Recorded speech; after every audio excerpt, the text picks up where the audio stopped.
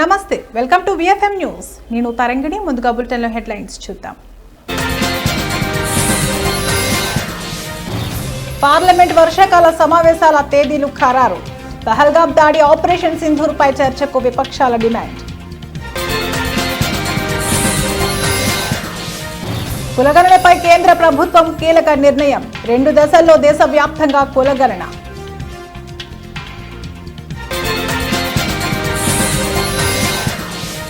Rahul గాంధీపై Allahabad high court ఆగ్రహం.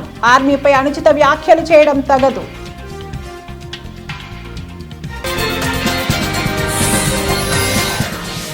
Bengaluru RCB IPL victory పరేడ్లో తొక్కిసలాట. 6 మృతి, పలువురి పరిస్థితి విషమం.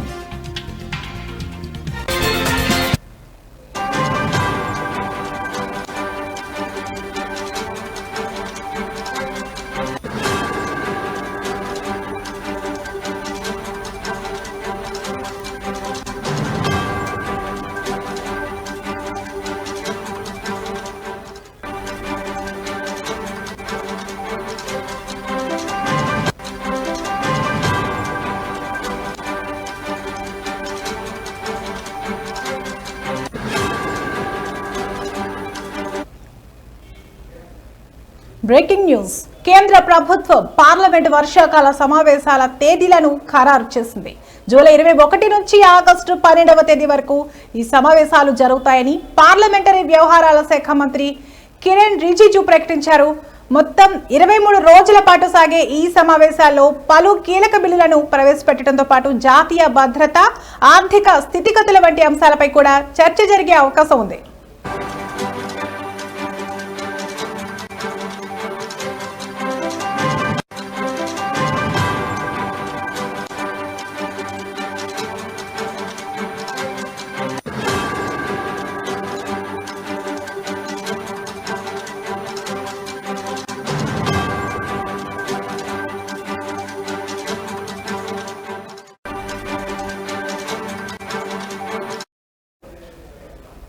ఇటీవల జరిగిన పహల్గామ్ ఉగ్రదాడి అనంతరం భారత సైన్యం చేపట్టిన ఆపరేషన్ సింధూర్ వ్యవహారాలపై పార్లమెంట్లో ప్రత్యేకంగా చర్చించాలని విపక్షాలు కొంతకాలంగా డిమాండ్ చేస్తున్నాయి. ఈ నేపథ్యంలో వర్షాకాల సమావేశాల్లో ఈ అంశంపై చర్చ జరిగే అవకాశం ఉందని సమాచారం.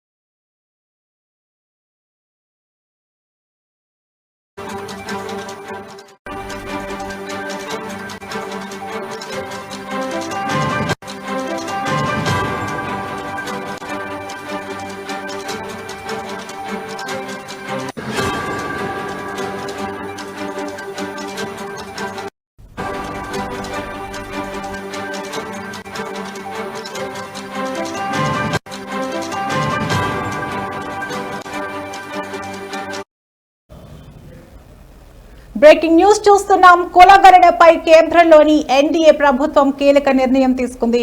2 దశల్లో దేశవ్యాప్తంగా కులగణన చేయాలని నిర్ణయించింది. 2026 అక్టోబర్ 1వ తేదీ నుంచి తొలి దశ కులగణన, 2027 మార్చి 1వ తేదీ నుంచి 2వ దశ కులగణన చేయనున్నారు. తొలి దశల్లో ఉత్తరాఖండ్, జమ్మూ కాశ్మీర్, లడఖ్, హిమాచల్ ప్రదేశ్లో కులగణన చేయబోతున్నారు.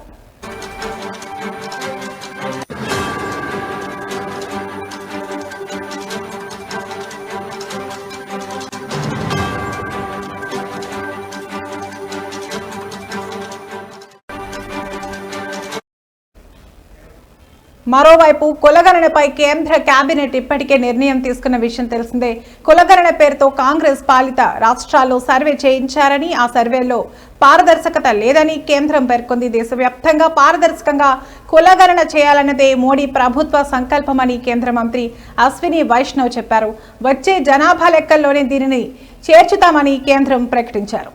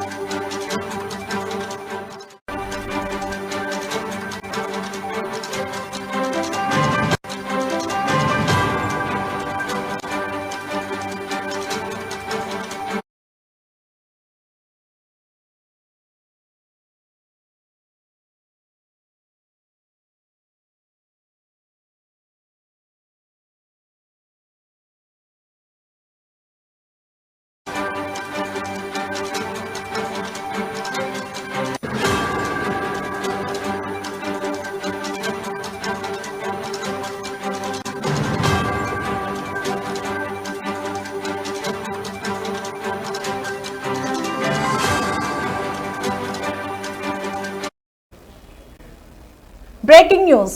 ఐపీఎల్ 18వ సీజన్ విజేతగా రాయల్ ఛాలెంజర్స్ బెంగళూరు ఆర్సీబీ జట్టు నిలిచిన నేపథ్యంలో బెంగళూరులో ఘనంగా సంబరాలు నిర్వహించడానికి భారీగా ఏర్పాట్లు చేశారు. అయితే ఈ వేడుక కాస్త విషాదం నింపింది. జట్టు సభ్యులు విజయోత్సవం కోసం నగరానికి చేరుకున్న నేపథ్యంలో చిన్నస్వామి స్టేడియంకు భారీగా అభిమానులు చేరుకున్నారు. గేట్ 6 వద్ద భారీ సంఖ్యలో అభిమానులు గుమిగూడడంతో తొక్కిసలాట చోటు చేసుకోవడంతో ఇద్దరు ఆర్సీబీ అభిమానులకు తీవ్ర గాయాలయ్యాయి. ఇందులో ఇద్దరు మరణించారు.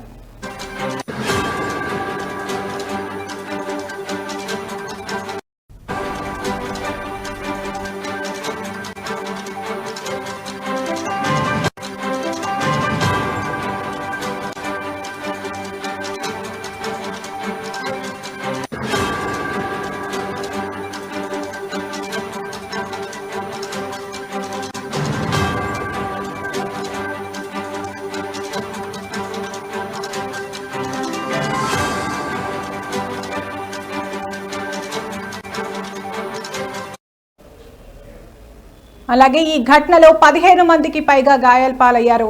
వీరిలో ఇద్దరి పరిస్థితి అత్యంత విషమంగా ఉన్నట్లు సమాచారం. ఘటన జరిగిన వెంటనే బాధితులను శివాజీనగర్లోని బౌరింగ్ లేడీ కర్జన్ ఆసుపత్రికి తరలించారు. మరోవైపు తొక్కిసలాట సమయంలో బారికేడ్లు కోల్పోవడంతో ముగ్గురి కాళ్లు విరిగాయి. మరో 6గురికి పైగా తీవ్ర గాయాలయ్యాయి. స్టేడియం వెలుపల జన సమూహం కూడా భారీగా ఉండటంతో ఆ మార్గంలో వెళ్లే వాహనాలు ముందుకు కదలలేక ట్రాఫిక్ జామ్ అయింది. జన సమూహాన్ని నియంత్రించలేక పోలీసులు లాఠీచార్జ్ చేశారు. తొక్కిసలాటలో చాలా మంది తీవ్రంగా గాయపడ్డారు. పోలీసులు గాయపడిన వారిని తమ జీపులో ఆసుపత్రికి తరలించారు.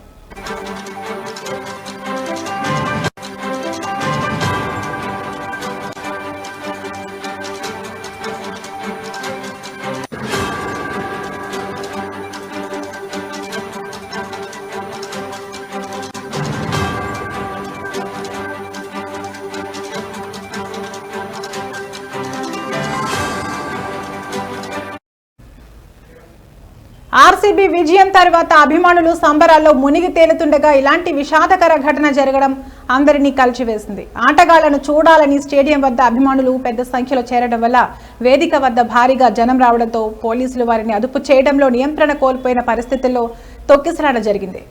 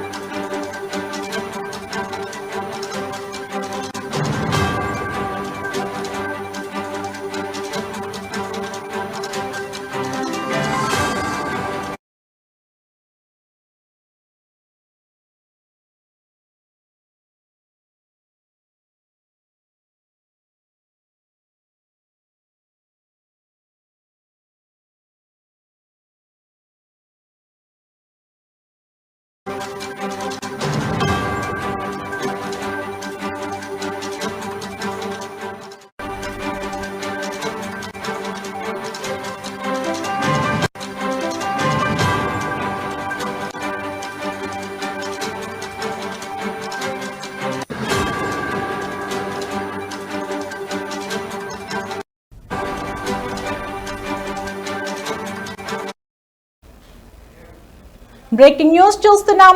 అలహాబాద్ హైకోర్టు కాంగ్రెస్ అగ్రనేత రాహుల్ గాంధీపై తీవ్ర ఆగ్రహం వ్యక్తం చేసింది. భారత ఆర్మీపై అనుచిత వ్యాఖ్యలు చేయడం తగదు అంటూ ఆయనను హెచ్చరించింది. 2022లో భారత్ జోడో యాత్ర సమయంలో రాహుల్ చేసిన వ్యాఖ్యల నేపథ్యంలో లక్నో కోర్టు ఆయనకు సమన్లు జారీ చేయగా వాటిని ఛాలెంజ్ చేస్తూ రాహుల్ పిటిషన్ దాఖలు చేశారు. ఈ కేసును జస్టిస్ సుభాష్ విద్యార్థి నేతృత్వంలోని సింగిల్ బెంచ్ ధర్మాసనం విచారించింది. రాహుల్ గాంధీ వేసిన పిటిషన్ను హైకోర్టు తోసిపుచ్చింది.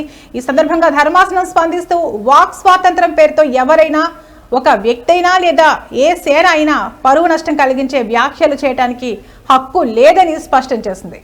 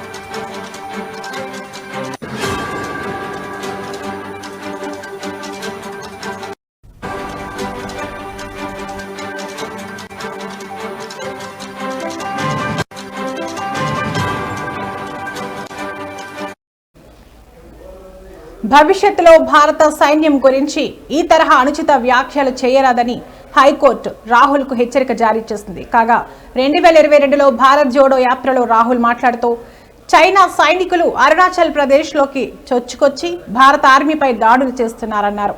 వారు సైనికులపై దౌర్జన్యం చేస్తున్నారన్నారు. చైనా 2000 కిలోమీటర్ల భారత భూభాగాన్ని ఆక్రమించిందన్నారు. 20 మంది భారత సైనికులను చంపేశారని వ్యాఖ్యానించారు. ఈ వ్యాఖ్యలపై లక్నోకు చెందిన ఉదయ్ శంకర్ శ్రీవాస్తవ అనే వ్యక్తి కోర్టు ఫిర్యాదు చేశారు. దీనిపై స్పందించిన కోర్టు రాహుల్ గాంధీకి సమన్లు జారీ చేసింది. అయితే ఆ సమన్లను కొట్టివేయాలంటూ ఆయన వేసిన పిటిషన్ను అలహాబాద్ హైకోర్టు తిరస్కరించినట్లు స్పష్టమైంది.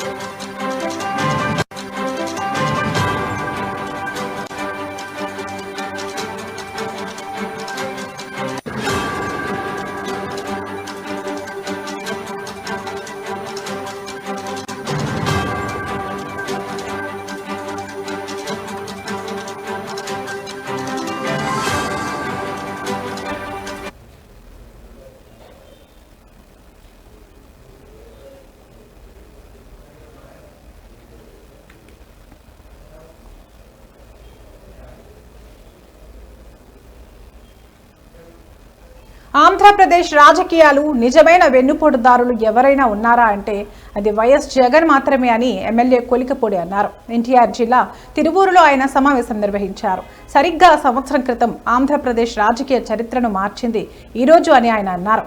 చంద్రబాబు నాయుడు పాలన అనుభవం, పవన్ కళ్యాణ్ నిజాయితీతో కూడిన అనుభవం, మోడీ అభివృద్ధి మంత్రం అన్ని కలిసి కూటమి రూపంలో 5 సంవత్సరాలు ఆంధ్రప్రదేశ్ పట్టిన పీడను వదిలించిన రోజు అని అన్నారు. వైసీపీ ఫ్యామిలీకి 45 సంవత్సరాలు రాజకీయ జీవితం ఇచ్చిన రాయలసీమ ప్రాంతానికి నీటి ప్రాజెక్టులకు ₹1 ఖర్చు పెట్టాడా అని ప్రశ్నించారు. అలాగనే రాయలసీమలో పరిశ్రమల స్థాపనకి, ఉత్తరాంధ్రలో పరిశ్రమల స్థాపనకి అనేక కంపెనీల ద్వారా లక్షల కోట్ల పెట్టుబడులు గత సంవత్సర కాలంలో ఒప్పందాల రూపంలో మన ముందున్నాయి. కొన్ని కంపెనీలు ఆల్రెడీ ప్రారంభమైనవి. అంటే ఏ అభివృద్ధి కోసం అయితే ప్రజలు చంద్రబాబు నాయుడు గారి నాయకత్వాన్ని ఎన్నుకున్నారో ఆ అభివృద్ధితో పాటు మొదటి నెల నుంచే ఒకేసారి పెన్షన్ని 4,000కి పెంచి 65 లక్షల మందికి దాదాపు నెలకి 4,000 పెన్షన్ ఇస్తూ, అలాగనే వికలాంగులకి కొంతమందికి 6,000, కొంతమందికి 10,000, మరి కొంతమంది పూర్తిగా 100% వికలాంగులైన వాళ్ళకి 15,000 రూపాయలతో మానవతా దృక్పథంతో కూడిన పరిపాలన సంవత్సర కాలంగా జరుగుతుంది. ఈ సంవత్సర కాలంలో సమస్యలన్నీ పరిష్కారమైనవి అని మేము చెప్పాలి. కూటమి ప్రభుత్వం అధికారం చేపట్టి సంవత్సర కాలం గడిచిన రాష్ట్ర ప్రజలకు ఇచ్చిన హామీలు అమలు చేయకపోవడాన్ని వైసీపీ పార్టీ నిరసిస్తూ కర్నూలు జిల్లా ఎమ్మిగనూరులో వెన్నుపోట దినం కార్యక్రమం నిర్వహించారు. కార్యక్రమం మాజీ ఎంపీ బుట్ట రేణుక, మున్సిపల్ చైర్మన్ రఘు పాల్గొన్నారు. కూటమి ప్రభుత్వానికి వ్యతిరేకంగా నినాదాలు చేస్తూ వైసీపీ పార్టీ కార్యాలయం నుండి తహసీల్దార్ కార్యాలయం వరకు పెద్ద ఎత్తున ర్యాలీ చేపట్టి తహసీల్దార్కు వినతి పత్రం అందజేశారు. అనంతరం బుట్ట రేణుక మాట్లాడుతూ గత ఎన్నికల్లో కూటమి ప్రభుత్వం అబద్ధపు హామీలు ఇచ్చి అధికారం చేపట్టి నేటికి సంవత్సర కాలం పూర్తి చేస్తుందని, ఇచ్చిన హామీలు ఒకటి కూడా అమలు చేయకుండా ప్రజలను మోసం చేస్తున్నారన్నారు.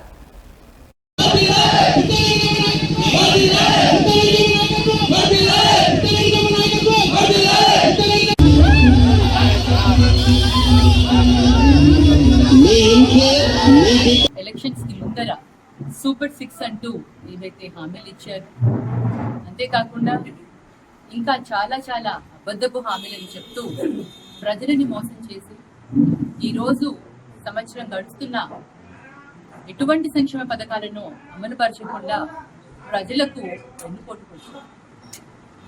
తల్లికి వందనము, ఎంతమంది పిల్లలుంటే అంతమంది పిల్లలకి ఇస్తామన్నారు. మరి 18 ఏళ్ల వయసు దాటిన ప్రతి మహిళకు మహిళా శక్తి కింద 18,000 రూపాయలు సంవత్సరానికి ఇస్తామని చెప్పడం జరిగింది. ఈ రోజు వాళ్ళు ఏం చేస్తున్నారని మేము ప్రశ్నిస్తున్నాము. మరి ఏమీ చేయకుండా మేము అన్ని సంక్షేమ పథకాలు చేస్తున్నా కూడా రాష్ట్రం శ్రీలంక అవుతుంది అని అప్రపాలు చేస్తున్నామని మా పైన నిందలు వేశారే. ఈ రోజు